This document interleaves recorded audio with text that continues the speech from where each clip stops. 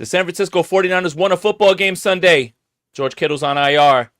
There's a new kicker in town. What the hell is this team going to do on Sunday? Stick around for all that and more right after this.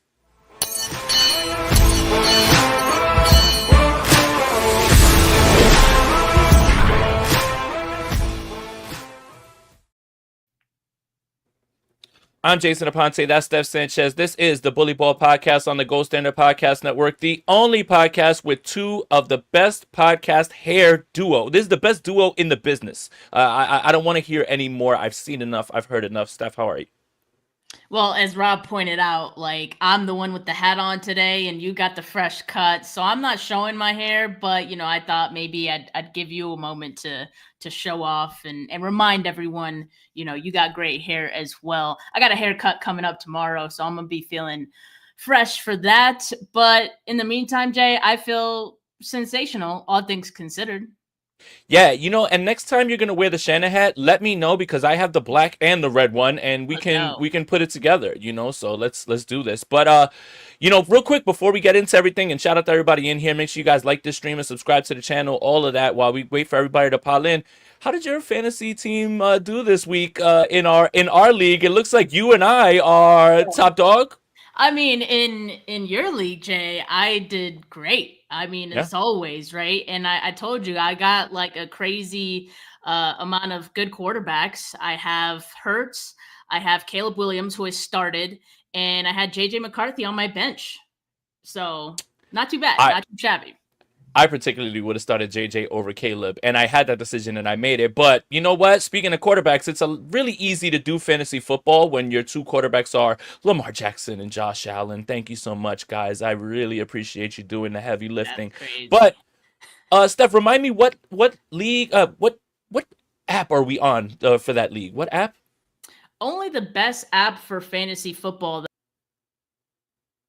And if you use the code No, I'm here. You guys can see me, right? You guys can hear me?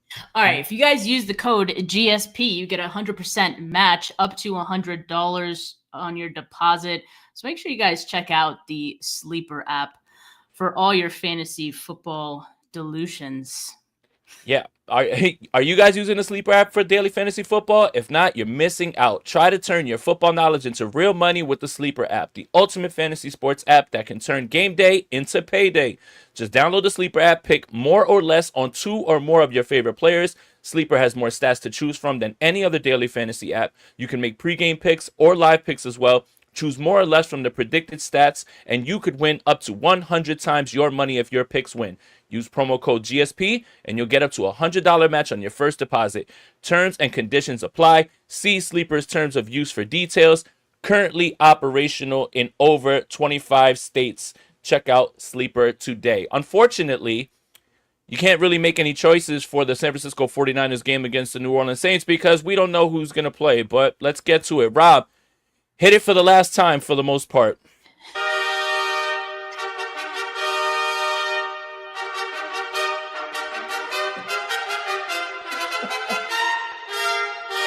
What is happening?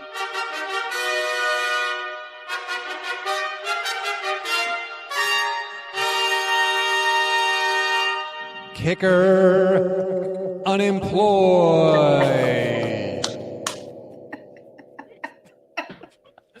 Oh my god. Okay. Oh my god, dude. He did do it. He did do it. Oh my god. Okay. Yes. So today it's over. The National Nightmare is over. Jake Moody out. Eddy Piñeiro in. Eddy Piñeiro is the third most accurate kicker in NFL history. Did I read that right, Steph? Yeah, and I was a little surprised by that as well, Jay, because he was a free agent, right? And he's been a free agent for some time now. So, yeah, I was also surprised by that. But he's also bounced around to a couple teams. But you know what, Jay? I don't even care. I don't care about kicker stats. Like, I don't care what Eddy Piñeiro has done. It can't be worse than Jake Moody. Jake Moody cannot hurt us anymore, and that's the most important update of all. When Jake Moody was waived, I started seeing a bunch of people put their petition out for a kicker that the 49ers should sign, and I'm just like, who cares? Like, I really do not care who it is. I don't care if the 49ers didn't even have a kicker and Kyle Shanahan went for it on fourth down every time. As long as Jake Moody can't hurt us anymore, we are safe. We have been freed of the shackles. That is Jake Moody. So, I'm not going to be as impassioned with this. I know everybody's been looking forward to hearing me talk about it, but it's never been about Jake Moody, the person. And I feel bad about that. And here's why. Because it was just truly poor process by drafting a kicker top 100. It could have been Adam Vinatieri. It could have been Justin Tucker. It could have been anybody. I would have hated the pick. Okay, so that's the first thing I want to get out of the way. It just highlighted an arrogant and poor process. And now in year 3, you got nothing for that pick. That draft class, aside from D. Winters, who was an absolute hooper in week 1, that draft class is disgusting. It is gross. It is real bad. Jair Brown, Cam Latu, Jake Moody, this is disgusting. Darrell Luter, you don't have contributors other than D. Winters from that. But what my issue with this was always poor process. Oh, we didn't need a starter or any sort of depth, so we could, light a pick on fire for a kicker. Horrible process. And now you don't even have the kicker. And the hardest part about this was, this is where the expectations were when it came to Jake Moody. The only way to return any sort of value on pick 99 for a kicker was Jake Moody being the best kicker in the NFL. That's the only way Ever. ever. That's the only way that you could look at that pick and say that was a good pick. Not him being a starting kicker, not him being a bottom end kicker. You literally put this young man in a position where the only way that this pick looked smart is by him being the best kicker who's ever lived. And that was never going to happen. But the 49ers are going to go back to their tried and trusted way. When Jake Moody got hurt, they found guys off the street. None of them missed kicks. When Robbie Gould was injured, Joey Sly came in. Nobody missed kicks. Like, this is the way. I'm sad that went this way with this pick. And I'm sad that you burned that top 100 valuable pick on someone that's not here. That's 2 on specialists, Mitch Wisnowski, Jake Moody. Neither of them play football for the San Francisco 49ers anymore. But one thing I want to say, Steph, is yes, the Jake Moody stuff, missing the field goals, makes the special teams bad. The special teams is still bad. And it has nothing to do with Jake Moody. Yeah. The special teams is still bad. And I'm concerned because Brent Boyer's here and we're going to work on stuff. It's still bad. It's still bad. And this is going to get to a point where the special teams, not just the kicker, is going to cost them again. So much of what was happening in Sunday's game was almost like a death loop from last year. Poor special teams, not getting it done in the red zone, turnovers. I just was like, oh my God, it's happening all over. Injuries. I was like, oh, it's all happening all over again. And then the catch 4 happens. Thank you, Jake Tonjes. But Steph, are we concerned with the special teams, even though they moved on from the kicker? I mean, it's week 1, new special teams coordinator, but I don't think that should be an excuse because we saw a returning defensive coordinator in his first game back with a lot of new pieces as well, having a hell of a game for the 49ers, in my opinion, made all of the difference, even with dealing with all the things that they did similarly to 2024, able to pull out this win, I think, because of the defense. But the special teams, it is concerning. And I'm starting to feel like this special teams is similar to that of the injuries, where no matter who is leading it, they still are it's still a concerning thing for this team. It doesn't matter who the strength and conditioning coach has been. They've gone through several regimes now there. 49ers still very much one of the most injured teams in the NFL. They seem to be trending in that direction after week 1 already. And then special teams, once again, they've gone through several special teams coordinators. And after week 1, it seems to be trending once again in the negative. So, yeah, I think it definitely is concerning. There's room for improvement. I think the low-hanging fruit, and I don't want to call him a scapegoat because, definitely is a scapegoat. He had way more. No, but a scapegoat implies that they're only let go, or they're only get blamed because no one wants to blame everything else. Jake Moody absolutely had a huge hand in special Hmm. teams being horrible last Hmm. year, and even in week 1. No, he did. It's just the implication that now he's gone, everything's fixed. No, yeah. That's what I mean. I definitely would not say that. I hope other 49er fans don't think that, because, yeah, that blocked kick on Sunday was not Jake Moody's fault. Even if we would have liked it to be his fault, not that easy. Yeah, so this is definitely still a concerning thing. But maybe the fact that Brant Boyer now doesn't have to worry about the kicker, doesn't have to allocate time and thought into a kicker, as it should be. You shouldn't have to be thinking about your kicker. Maybe now he can focus on the important things. Yeah. Picked his ass off. So the thing is, there was a report that like the players were trying to pick up his head, and George Kittle was talking to him. This is what I was upset about with his body language after 2023 against the Cleveland Browns. I knew right then the kid doesn't have it. He's fragile when it comes to that. Now, maybe a change of scenery is going to be great. And I cannot wait for Jim Harbaugh to pick him up so he can be known as the person who fixed Jake Moody, because that's absolutely what's going to happen, because he fixes quarterbacks and he fixes kickers, right? Like, can't you just see that lining up?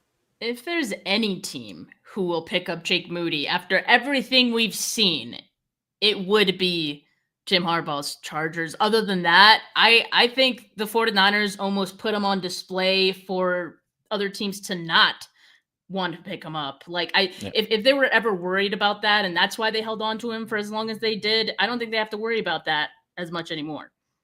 I would really laugh if someone put a waiver claim in for him because he was waived, and you have to waive him because he's on a rookie contract. Like, if someone burns waiver priority on him, I'm going to point and laugh. But that's it. We're done. Rob, do you want to play it one more time? Because that was pretty funny. I don't know, man. I could go for it again.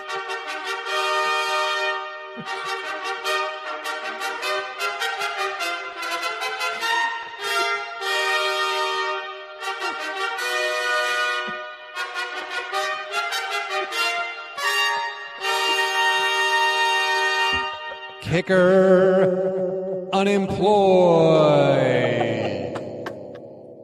I mean, it's the last time we're going to hear it, so, we might as well have, run it back. Dude, oh my God, man. End of the Jake Moody era. We hardly knew you. All right, let's talk about the football game a little bit, man. So look, one thing that was evident is Robert Saleh's back, and his defense is back. I am so excited to watch this defense play, and it was so much better to watch again on the All 22 because you see the little things that are happening. I mean, D. Winters was out of his mind in this game, and they're blitzing him from different places. 49ers ran, if I'm not mistaken, a lot of cover 3, which is what you expect, but a bunch of cover 2 man, and that's where they were sending the blitzes on those plays, and that was really creative, man. I want to say shout out to Sammy O. I want to say shout out to Nick Bosa for closing the game. Shout out to Diamador Lenore. Upton Stout was a little shaky and getting targeted, but he figured it out as well too. Ronaldo Green gave up 1 catch. Marcus Siegel was playing very well. I think everything is looking up here, and here, this is a tweet for our audio listeners from Kyle Posey. The 49ers blitzed Sam Darnold on 27% of his dropbacks. That's a 10% spike in their blitz rate from last year. They exceeded a 27% blitz rate in just 4 games last season, and only 2 of those came after week 5. D. Winters blitzed 8 times. He never did more than 3 times in a game last year. Steph, seeing Robert Saleh being so excited and hugging Kyle Shanahan and not being pushed away by that nutjob Aaron Rodgers when he's trying to embrace him. God, man, it really just gets you going, man. It's so good. It's the same thing that, you see the energy when you even watch it in silence on the All 22 as well, too, man. It's just insane defensive performance by the 49ers in a hostile environment. Robert Saleh just looks happy again, and we're all happy to have him back. I mean, like I said, it's a world of a difference. And remember, Jay, like I told you ahead of this week 1 game that it wouldn't shock me if the 49ers did look better on defense right off the bat. Like, I think the run defense tackling was improved right off the bat. I mean, these different looks that Robert Saleh brought to Sam Darnold. I mean, this is just I think a glimpse of what we're going to be seeing all season. Spencer Rattler better hold on to something because the 49ers are coming for you in week 2. And yeah, I mean, like I said, I think he was the world of a difference. And even if that was the only change the 49ers made this offseason, like I think it would have made a huge difference. Even if Robert Saleh, with everything else being the same, was a defensive coordinator for the 49ers last year, they would have won more games. Like he just heightens the ceiling of this defense so much and puts players in the positions they need to succeed. And I think we're also seeing new and different wrinkles from Robert Saleh than we had seen in the past, which is even more encouraging, right? That even from the time that he was a defensive coordinator here to now, he's grown as a defensive play caller, and I'm excited to see what else he whips up for this team this year. And the donation from RJ the Fanatic, shout out to you, man. Thank you so much. Sup, Steph and Jay. Not the way I wanted to start the season. Guys got to step up. Excited to see the young studs. Bang, bang, Niner gang. I think what's really exciting is that this is still an extended preseason for this defense. We're still not seeing everything. We're still not seeing it fully fleshed. Right. And this is what we talked about. The heavy lifting. Fred Warner's amazing still. By the way, I don't know how you get this guy off the field. It went from Jover to we're back within a few minutes. I think he missed one snap and he just got right back on the field. He said that it hurt so bad that he wanted to throw up, and he got in the post game, and he went and he just got himself together and came back. Between those two, Winters and Warner, it looks amazing. The Upton Stout thing, he just has to learn to not panic in the end zone there. That ball was uncatchable, but he did panic a little bit because he did get slipped behind. And they were like, where's 20? Where's 20? Where's 20? Yeah. And they kept throwing at him. But he held it together, and I think he did very well. Marcus Siegel made, very good strides, but the guys, the top end guys, are going to have to hold this down and be the playmakers while this all gets figured out, right? Alfred Collins and CJ West, 7 and 6 snaps, they're a ways off. It's going to take a little while for them to get moving. Michael Williams has done some good things that I don't think you really could see in the box score, but again, he's developing as well too. Completely collapsing the line and getting in there and stopping. I think it was either Kenneth Walker or Charbonnet on a rush. That's the little stuff. It's a tackle, right? And it just goes in the box score as a tackle, but it just shows how strong of a man he is. But Nick Bosa, Fred Warner, Diamador Lenore, if you guys are going to play at this level, man, then we can navigate the ship a little bit when it comes to how these guys are going to get it all together and how long it's going to take them to get it all together. I'm so excited about this defense. And then, Shannon, thank you for the comment. And we won without Kittle and JJ. That's huge. It's a perfect way to pivot to the offense. First of all, I want to start with this. 5 wide receivers ran routes on Sunday. 2 of them got targeted. Ricky Pearsall and Jawan Jennings. So that's why Kendrick Bourne's here. No matter what. Yeah. Even if Jawan Jennings was not injured and healthy, they need someone else. Russell Gage, Marcus Valdes-Scantling, Robbie Chosen, Sky Moore, not going to get it done. Robbie Chosen also not here anymore, got released from the practice squad. But Sky Moore ran 3 routes. Marcus Valdes-Scantling did all the cardio work that I thought he would, which was just run clear outs and just get people out. And then, Russell Gage, that's not going to strike fear in the hearts of teams. So Kendrick Bourne had to be there. But in this game, this is what I found impressive, right? There was some, what on earth was that, Brock throws? Where I was just like, okay, man, I could see the vision. I could understand. Sometimes I didn't. But when you get down and you get a chance to have the ball in your hands and you go down and you score, it doesn't matter who's on the field, right? And Jake Tonjes is here now, and Cal Legend, and we're calling this the catch 4, or I'm calling it the catch 4. Let's see how long it takes for it to catch on. But look, when no matter what happened, being able to block all that stuff up and just go right at the end and go down and score in a hostile environment, divisional game, gotta have it. How much more would we be panicked about injuries and how this team would be going if they were 0-1 right now? Don't we feel better about this because they won the game on Sunday? Yeah, it would have been awful, right, if they did lose this game, especially because so much of it did feel like 2024, right? Mm-hmm. So we would have just felt like, oh, this is the same team again. And I think that's why they had to win. I feel like they knew they had to make this right. And to the point you made earlier of these veterans, kind of having a strong game in that week 1 game. I saw something in Nick Bosa in that final defensive drive, not just on the strip sack play, but even before that whole defensive drive. I mean, you just saw the effort was there, and he wasn't going to lose this game. And so on the offensive side too, when you miss George Kittle for most of this game, who was obviously going to have a huge hand in the game plan. What do you have, like 4 receptions and 25 yards, a touchdown before he went out, and he left pretty early in the game. So if that tells you anything. And then Juwan Jennings, leaving before the 4th quarter. So yeah, being shorthanded and going out there and putting the interceptions behind them like Brock Purdy did to come out and win. I mean, I think that shows a lot on Brock. I think a lot of people kind of wonder why he makes those kind of throws. I wonder. I think it's sort of innate, I think it's just part of who he is at this point. Brock Favre.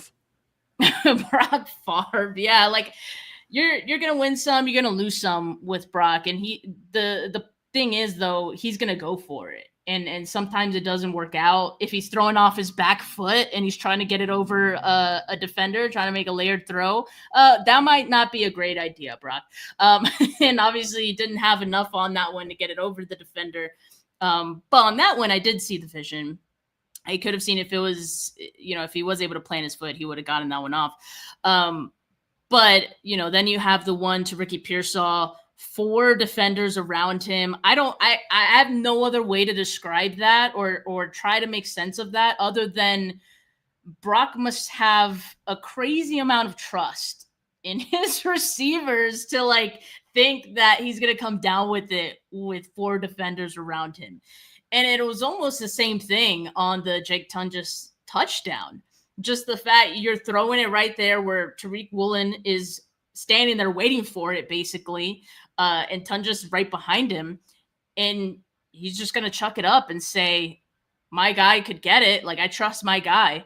And it worked out in that time. But, yeah, there's times where it doesn't work out, right? And I think that's just going to become the Brock Purdy experience. The point is, though, it's going to work out more often than it doesn't. What bothers me most, though, is that these mistakes happen when you have another down to make. It's never like this do or die situation. Sure, that the last one to Jake Tunges, I would have been fine with making that attempt. But in all the other situations, when it was second down or something like that, it's why would you do that? Did you really need to be that aggressive at that point, especially if you had guys open underneath? So I think that's the frustrating part. That's the thing I'd hope that he would maybe change, but that's the Brock Purdy experience, and with coming out with the win, putting the picks behind him, I think, he's going to keep slinging it, man. Yeah. I mean, look, again, I'm a big process over results person, but when the result is a game-winning touchdown, though, to win the game, I'll shut the hell up about the process in the meantime, and we'll cross that bridge when we get there another time. But I did want to point something else out. I was watching this game and I was like, hey, there seems to be a lot of Brian Robinson on the field. That's good. They might be sparing Christian McCaffrey. And then I looked up and I saw 31 touches. I was like, a quiet 31 touches. And you know what's funny is obviously that gets exacerbated when Kittle and Jennings are out of the game, and you're not getting open. You don't trust Russell Gage. Marcus Valdes-Scantling is just cardio king, right? You don't have guys that you can get the football to. And honestly, man, it didn't look pretty running the football for a while, and it seemed like him and Robinson got heated up a little bit, and then they just stopped to go away from it. And then I think that was when that interception happened. But Christian McCaffrey was saving the day catching the football, man. 9 catches, if I'm not mistaken. Man, I mean, we knew that he was going to have a huge involvement in the pass game. He was probably the 49ers' best wide receiver on the field, aside from Ricky Pearsall, when all was said and done. So, that's a big safety valve for the 49ers, and not just a safety valve, but like I said, he's very talented running routes. So you're going to want to use that. There's an orbit around him as well. And even when he has defenders on him, he finds a way to just get that little bit of separation last second and get the ball to him. So yeah, I mean, the 49ers are going to continue to use him that way. They missed the hell out of that usage last year. I think that really hurt him. So in the meantime, with other guys like George Kittle, who's going to be missing some time, Juwan Jennings, whose status for Sunday maybe up in the air, right? Even Brock Purdy's status up in the air for Sunday. We haven't talked about that yet, Jay. But not yet. I think Christian McCaffrey is going to get a lot of usage as always. But you know what I did find somewhat encouraging is just the fact that Christian McCaffrey was taking himself out of the game. And I think that shows a little bit of growth, self-awareness, maturity, whatever you want to call it from him, because it used to be so hard to get him off the field. And here he is taking himself out and kind of knowing his limitations, not wanting to necessarily run himself into the ground. And I know we see 31 touches and it's like, oh, he's still got a lot of volume. Good. Yeah. We still want him to get volume, but there's a balance, and I think he's finding that balance. And Brian Robinson, I think, was fine in this game, fine enough that I think they're good with giving him additional snaps if he needs it. But yeah, I appreciated that from McCaffrey. Yeah, and let's get to this super chat from Greatness54. With Moody gone, all we need is a new center. Jake Brendel, trash. Man, what did Jake Brendel do? I thought he was fine. He's the highest graded run blocker on Sunday. That should tell you something about how the offensive line played. I did want to talk about Ricky Pearsall because he's that dude. And you guys, secondaries, you're in trouble. Oh, baby. 4 catches, 100 plus yards. The biggest one, that 45-yard thing. And what I found is that he said, hey, Kyle, they're not expecting a double move. Let's go hit him with it. Double move. What a throw from Brock. 45 yards. Jake Brendel. Whew, I don't know why that's in my head. Ricky Pearsall officially like that. Man, oh man.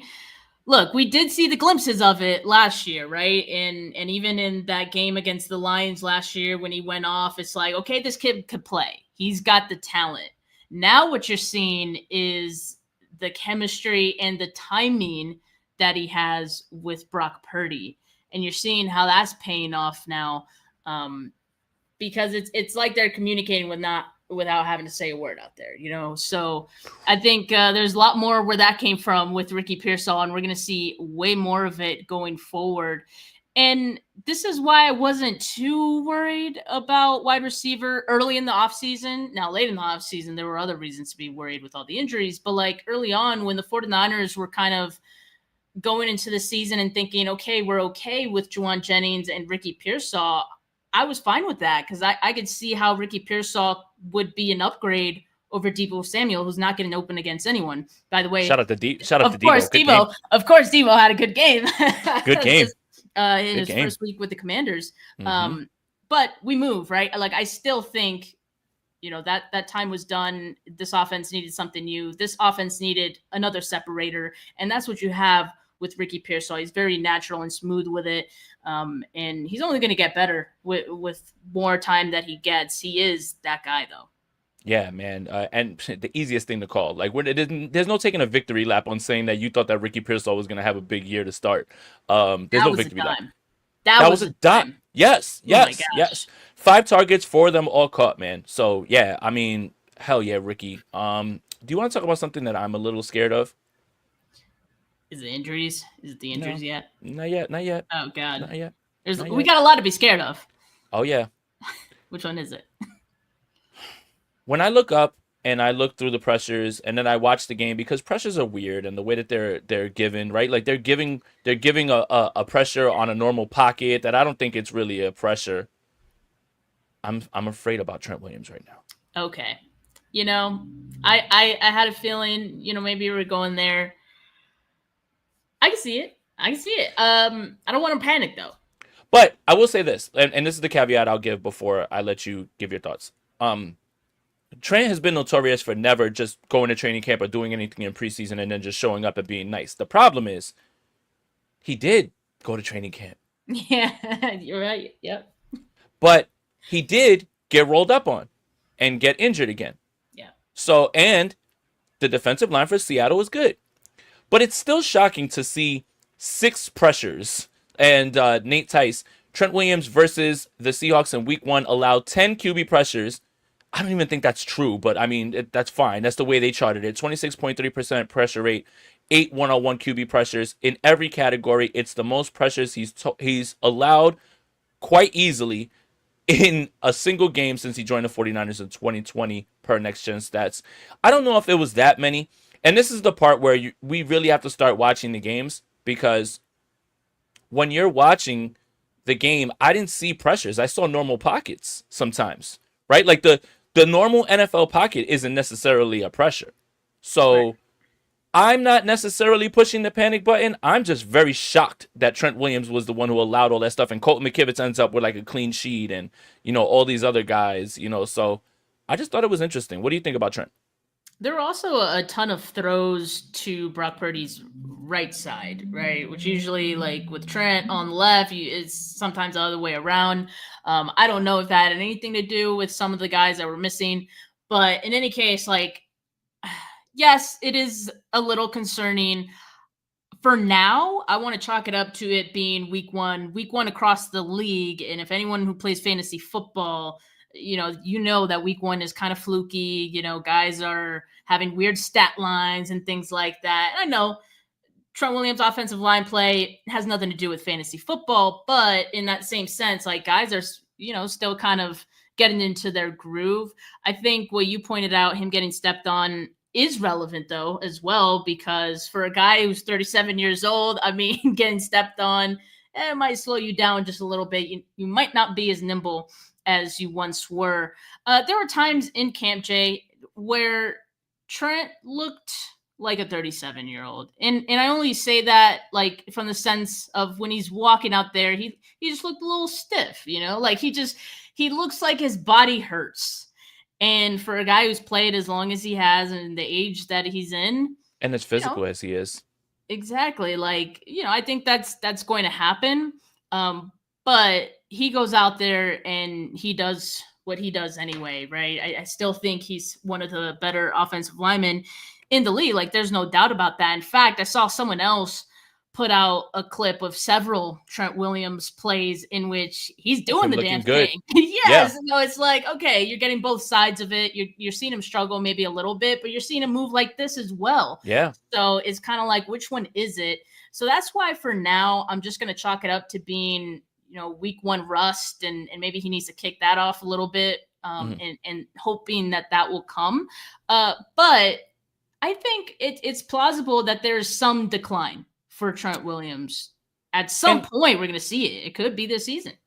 And you know what's funny is I didn't get the sense watching the game on All-22 where I was just like, oh my God, he's getting his ass whipped over and over, right? Like it just felt like all those numbers that are out. And again, it just depends on how you're charting it. This is why I think it's very important to use the advanced stats that you get from PFF and all the other places and things like that. But it has to be in tandem with the game. It has to be in tandem with your eyes. It can't tell you a story that your eyes couldn't tell you by watching.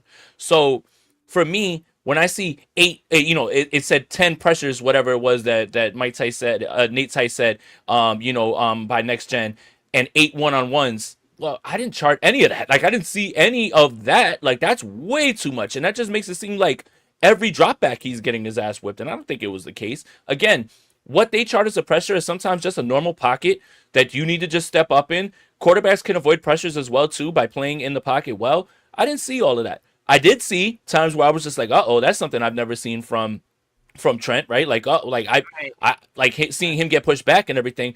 The only thing that I'm really correlating to is two things. One, obviously, he got rolled up on. How much was that affecting him in the game? We don't know. But, I guess we've just kind of gotten used to Trent just not doing anything for preseason and anything like that and showing up and just being the man. But then this time, Trent was actually in training camp, so you would have thought he would have been in a better spot to be the man, right? Like, am I losing the plot a little bit here? I think Trent was probably used to that too, just showing up and coming through and being the man. But I'm sure he noticed not having that same step that he had in week one. But I do still believe it'll come to him. And another point of context that I want to add here when we talk about pressures, Brock Purdy's time to throw was like, the fourth slowest this week? Gotta get the ball out. So that matters too, because if a quarterback is taking more time in the pocket, it's only a matter of time before that pressure comes. And it reflects poorly on the offensive line when really like you said, the ball has to come out a little bit sooner. So hopefully maybe we see that improve in week 2. We can't have Brock Purdy running around like he was at times in this week 1 game. I think I'd like to see him like get the ball out a little bit quicker. I know he's looking for the bigger play, but sometimes it's just like, just get the ball out, man. And, it's threefold with protection for the offensive line. It's the offensive lineman protecting, the quarterback getting the ball out on time, and people getting open. I think all three of those things can contribute to like, that's why it's important, and I'm going to say it again, it's important to watch the games. It's very important. So you can look around and you can say, you can contextualize each pressure, each quarterback hit, each sack, whatever it is, and you can say, listen, on this play, this guy got his ass whipped. On this play, the ball's got to get out. On this play, there was nobody there, right? Cover sacks are a real thing. Like, that's the way that we have. You can't just spout off the stats and say, oh, he's washed. We got to watch the games and we got to start to figure it out. I wasn't, I saw those numbers come across and I was just like, oh no, like that's really bad, like for Trent. And then I watched it again and I felt better. But I still, there has to be more to this. Yeah, I felt better. I was like, oh well, you know what? Wait a minute. Let's not send him to the glue factory just yet, right? Like it's not that, but I was a little concerned just based on the idea that, again, Trent just shows up without doing anything. And then he did a bunch of stuff, which we were all happy about because we wanted him ready to roll. And then it just wasn't his best showing. But week 2 is going to be a different story. Obviously, the New Orleans Saints. Let's see if Chase Young plays. Chase Young revenge game might be on the docket. Cameron Jordan is on that defensive line. Let's just put it out there, Steph. The New Orleans Saints aren't a good football team.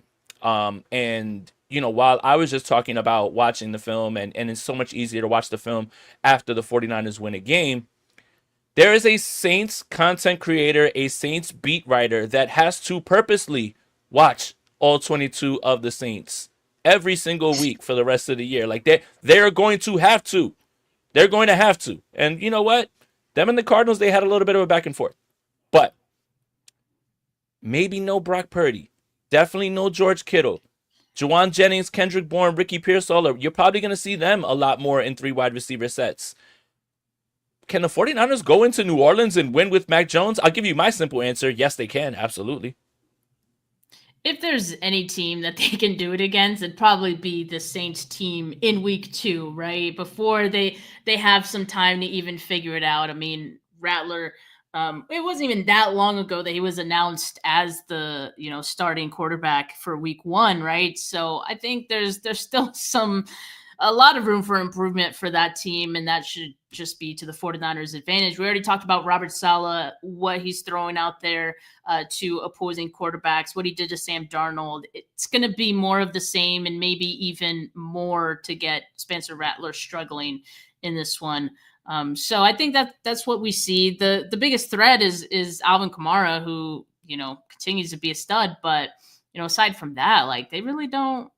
No, you're not feeling it? I mean, maybe I'm thinking too much of the fantasy football standpoint. Well, yeah, you look up a fantasy football and you see Kamara scored a touchdown and you're like, oh shit, Unk still got it. But like, yeah, I was just like, I was like, he looks kind of slow. Jawan Johnson was the guy that went crazy for the Saints. By the way, if you're worried about the Saints defense, I'd like to remind you who their defensive coordinator is and get ready to rage out, San Francisco 49er fans, in case you forgot. Brandon Staley is their defensive coordinator. I swear on Jesus sandals, if we don't put up a bunch of points on that Saints defense, everyone's going to freak out. Brandon Staley revenge season loading. I'm pissed. But if the 49ers don't have Brock Purdy and it's Mac Jones and maybe, let's just say Juwan Jennings plays. I think he will. Let's just be positive there. Juwan Jennings plays, Mac Jones, Ricky Pearsall, no George Kittle, Kendrick Bourne. How much involvement could you imagine from Kendrick Bourne though in week 1? I mean, yes, as far as routes go, but like, do you see it similarly as the MVS, where he's just doing cardio out there? He's not fast enough. He's not fast enough to do that. He's going to live in that spot that Mac wants to live in, and thank God, Mac Jones and Kendrick Bourne know each other very well. That's true. I always forgot about that. Yeah. This is all lining up right here. So I could definitely see a scenario where it's 3 more wide receiver sets with Mac Jones if he does play. We have to think about that. Juwan Jennings at X, Ricky Pearsall at Z, Kendrick Bourne at F, you feel good about that, and it's just all going to boil down to, look, I feel better about it if Brock Purdy plays, but I have no doubt in my mind that the 49ers can beat the New Orleans Saints with Mac Jones and that array of weapons, and Christian McCaffrey and Brian Robinson and that 49ers defense. They still should walk out of there. Now, I feel bad for 49ers fans, if this is the case, that are traveling down to New Orleans. Oh, I'm traveling for this game. Oh, Steph, I know you are, but did you, when you bought your very expensive ticket, did you think, I'm going to go watch Mac Jones play against Spencer Rattler? Hey, Mac Jones could put on a show out there. You don't know. I mean, they're going to win, but no Kittle. That stinks. Yeah. But it's just those people that, like, when the schedule comes out, you're like, man, I would love to go see that game, and, it's going to be fun. Like, just don't listen to me or whatever. I'm just saying, now, you're like, Mac Jones against Spencer Rattler. What did I do to deserve this? Like, damn, I can't even get Brock. Like, but I'll be drunk, Jay. It's okay. Listen, Steph. The last time a number 10 quarterback stepped into that dome. Oh, baby. We know what happened. Let's piss off Rob Guerrera. That is probably the greatest Jimmy Garoppolo game in the history of the 49ers as the quarterback. He needs an audio for any time that we bring up Jimmy Garoppolo, just like an audio snippet. Or he should just come onto the screen, because we've done it before, where we're like, yo, we it. miss you, Jimmy. And he's just like this. The game where Emmanuel Sanders had to throw a touchdown. You know who in that same game caught 2 touchdowns? Kendrick Bourne. Hey, you're an encyclopedia of stats today. Listen, I am not good at much in this world. I tend to try to be good at this. So I think about things a lot. I had all day to think about this. And I write, I'm always digging into stuff. I'm watching all the games over and over again. When it's your job, you got to try to do it well. Thank you, Steph. I appreciate that. But yeah, it's all coming in full circle. Number 10 at quarterback. Kendrick Bourne back. Now you guys starting to see the vision. You have to start thinking about football analysis more than like X's and O's and who's going to be, your opponent. Vibes are going to lead you in the right direction. And now the vibes are going through the roof when you start to put all the pieces together. Well, Jay, did you see what Mac Jones was wearing on Sunday? I mean, listen to me. 10 out of 10 tweet. He did look like he said he was going to say, if you don't expose the Batman, I am going to unleash a hell on Gotham City that no one has ever seen. This is the guy that might be QB1. Bro looks like he's in Two-Face's entourage. And Jay, Rob, please scroll down to the shoes. Loafers. Thank you. I mean, look at this. That's QB1 world right there.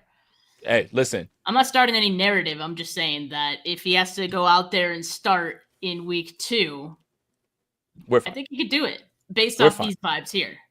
I'm reading the vibes. It's good. Mac has played big games against LSU, right? When he was with Bama and stuff like that. He'll be fine. I think, again, look. All right, let's get serious. let's get back to serious analysis. Yeah. There's no good time for injuries to happen, right? You definitely just don't want injuries to happen. But after you have that horrible, difficult game against the Seattle Seahawks and you win you're 1-0, you look up and New Orleans and Arizona, which is going to be annoying, and Jacksonville, which we still don't know much about. And you start to look at the end of the tunnel and you say, man, obviously you have that really, really big game against the Rams on Thursday Night Football, which it means Kittle's going to miss 2 divisional games. But my God, you could look up week 6 if the 49ers are 4-2 or 4-3, 4-1 or whatever, or like 3-2 going into week 6. Brandon Ayuk is back. George Kittle's back. Malik Mustafa's back. Things are just looking differently. Like, and this is what this stretch can do, like, while you're trying to figure all of this out. So you got New Orleans, Arizona, Jacksonville, the Rams. Now, you don't feel good about the 2 division games without, George Kittle. You don't want that, right, at all. But there is a world where the 49ers could be 4-1 going into week 6 and getting back George Kittle, Brandon Ayuk, and Malik Mustafa. My God, Steph. Then you start to look at this schedule and how it opens up. Atlanta, we'll see. They might be good. Houston, woo, man, that looked a lot like last year as well, too. They cannot protect C.J. Stroud at all. That was really bad. The Giants, woo. The Rams, and then, the Cardinals. But again, you could be rolling. You could be rolling into these games and starting to change how you feel about the season. The season can go from, hey, we're just happy to be here, to, hey, we're not just happy to be here. We are a real threat, and we're making it happen, getting down the road. But it's gonna have to start, with a win, and you have to walk out of New Orleans 2-0 regardless of who's playing. Well, I like the optimism of looking ahead to that Week 6 game and kind of circling that as a game where the 49ers could have a lot of important guys back. I mean, that would be best case scenario, right? Of course.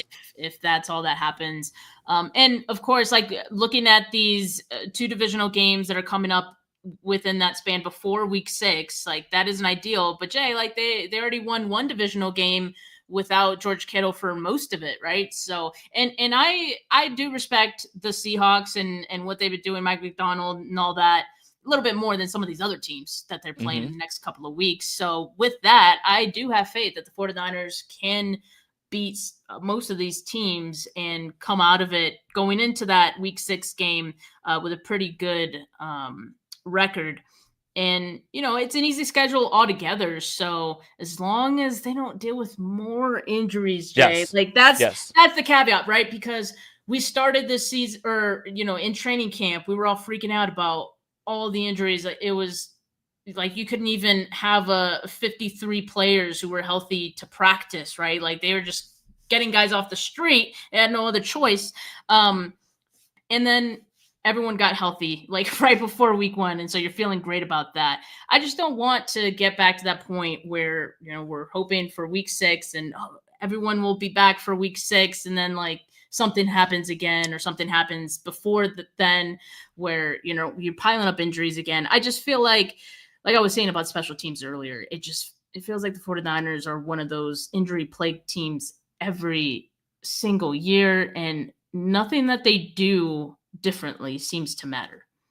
Yeah, again, this is me just being overly optimistic and living in la la land that everything's going to work itself out with the 49ers injury, right? But it could just be Kittle. It could just be Ayuk. It could be Kittle and Ayuk. Yeah. Could be Kittle, Ayuk, and Mustafa. Could be Kittle, Ayuk, Mustafa, and Curtis Work. I almost couldn't even finish and get that out. Like I almost couldn't even finish that. But we'll see. I'm just trying to be optimistic right here and just trying to lay out a path of like, hey, this is where things can go. But none of that is possible. None of that optimism is possible without a win on Sunday. And that's what I like. That's the one you had to have. We wouldn't be talking about like, hey, what about this stretch? 0-1. No, we're thinking about like, this is an absolute must-win game in Week 2 somehow, right? And it would be a second road game, an NFC opponent. These all matter when it comes to tiebreakers and stuff like that. That's another thing that's kind of important. So, but you look at the opponent, you look at how that game was. That game was icky. It was annoying. It was heart racing. It was a repeat of last season. But the one thing that wasn't a repeat was the 49ers found a way to win that game. 10 out of 10 times they would have found a way to lose that game in 2024. Like there would have been no way for them to get that done. So you got to at least feel better about that. A lot of that has to do with Robert Saleh. A lot of that has to do with the fact that Brock, the catch 4. Jake Tonjes, man, put it on a t-shirt, Steph, can I ask you a question? And we can wrap up right after this. Let's go. Week one was kind of fun. Did you have any surprise performances or anything that kind of made you step back a little bit from Week 1? Besides, last night JJ McCarthy was incredible in that fourth quarter. I'm so glad that he didn't read Twitter, because Twitter was already burying him and telling him to go to work at Walmart after the first 3 quarters. Week 1 ended almost on Sunday Night Football with an instant classic. Bills Ravens is please let them do that again in the AFC Championship, please.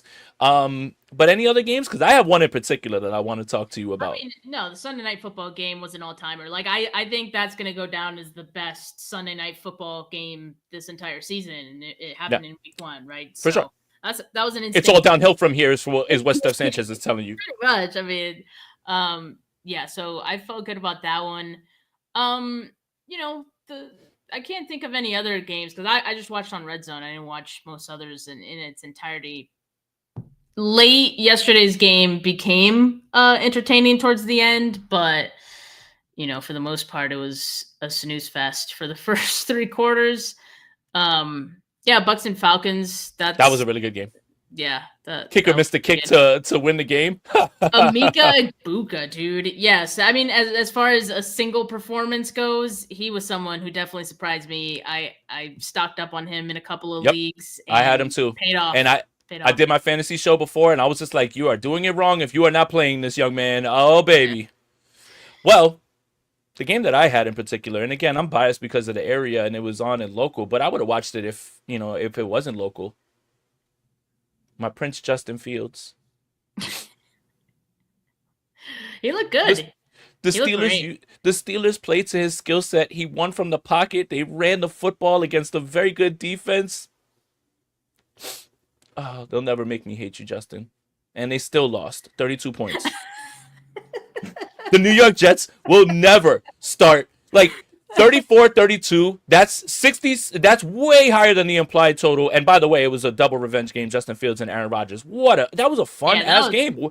That was ping pong back and forth. Yeah, the script writers did a going good crazy. Hell yeah, man. But yeah, Justin Fields looked great. Aaron Rodgers, Unk still got it, man. I don't want to hear it. I know he's a nut job, but he was throwing the football. He was slinging it, man. If DK Metcalf could catch, he would have had a better game. He looked good. What was funny, though, is the Steelers' defense just looked like a shell of themselves, which was kind of weird. Because you think to yourself, the Steelers just need a functioning quarterback. They got one, and now their defense isn't good. So Jalen Ramsey ended that game on that hit with Garrett Wilson. That was crazy, man. Hey, Unk still got it too, man. I mean, it was the unction. That was the unction. That was the unction in that game, man. It was all the unks. They got it, man. They still were doing it. So no, that was a really fun game. Washington and the Giants. My God, I'm sorry for anybody that had to watch that game. Watching it back was even less fun. You know what was an interesting one? Tennessee against Denver, and you look up and you see Cam Ward had like less than 100 passing yards or something like 100 passing yards, and you're like, oh my God. He had a horrible game, but did he? And did you watch? Because he was putting the ball in places where those guys were just dropping those things. I didn't watch any bit of that game, but I did hear that he looked good. So I was surprised by the stat line a little bit. Tony Pollard also somewhat disappointing day stat-wise, fantasy football-wise. But Denver's good, though. Denver's very good on defense. Yes. Talanoa Hufanga was very good in the first half. I think he had like 9 tackles, man. He just looks right at home. He looks right at home in that defense. He's able to fly around and be fast. But I really, really, really was impressed with Cam Ward and what he put on tape. May not have landed up with the box score, but that's why you got to watch the games for sure. And Scott Humphrey, Mike McDaniel will be looking for a job soon. We are getting the band back together. Come home, Mike. Come home, Mike. God, they look terrible. Like they look so bad. They look so bad. They look bad enough that there are several college football teams that would just blow them out right now. So bad. The Tua thing might be over. Like it might be over. Look, I think he's a starting quarterback in the league. I wasn't particularly big on him and his skill set out of the draft. Miami and them, they really like, came out hot and stuff, but I don't know, man. I think this is it. I don't know if it's the concussions. But he just looked poor. Like he had throws that were there and he just airmailing them, and it looked really, really bad, man. Really bad. Jay, I just read this comment. We should do some waiver wire picks. Yeah, Kayshawn, top waiver wire pick this week. Kayshawn Boutte, if you need a wide receiver from New England, his snap share was really big. I love Pop Douglas. He scored a touchdown. Pop Douglas's stat line is objectively hilarious.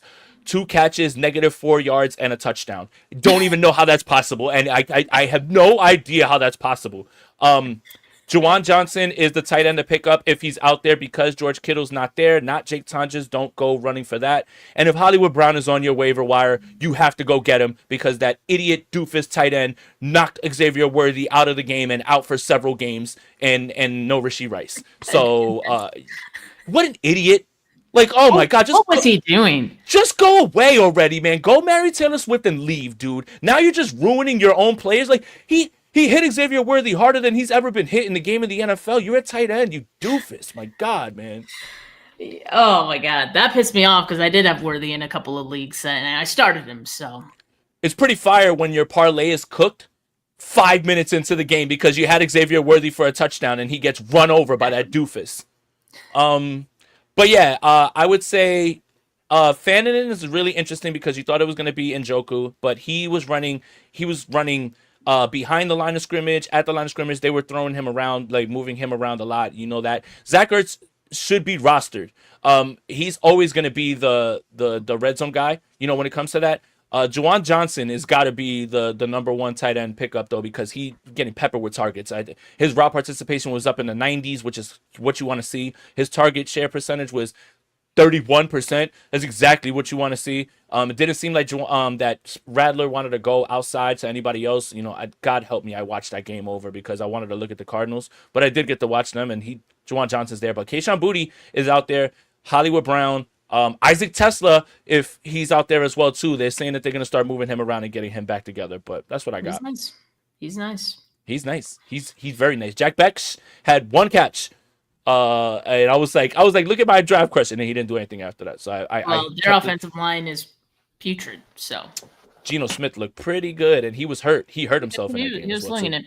Yeah. All right, that'll do it. Those are your picks. If you're on the Sleeper app, go ahead and go run to those guys and put in your waiver wire bids. You know, whatever it is. We do fab. You know, some people just do waiver priority. So we'll figure it out. But I'm Steph. I'm Jay. That's Steph. Jeez, man, it's been a long day. Thank you guys for joining us. Make sure that you guys like this video, subscribe to the channel, subscribe to the Bully Ball podcast, wherever you get your audio podcasts.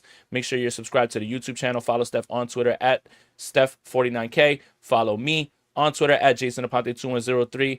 You know, we both have YouTube channels as well, too, so you might want to subscribe to those as well. But Steph, 1-0, looking forward. New kicker. Go. And the Saints. Appreciate you guys for joining us. Thank you, Steph, as always. And as always, let's go Niners. We're out of here. Peace.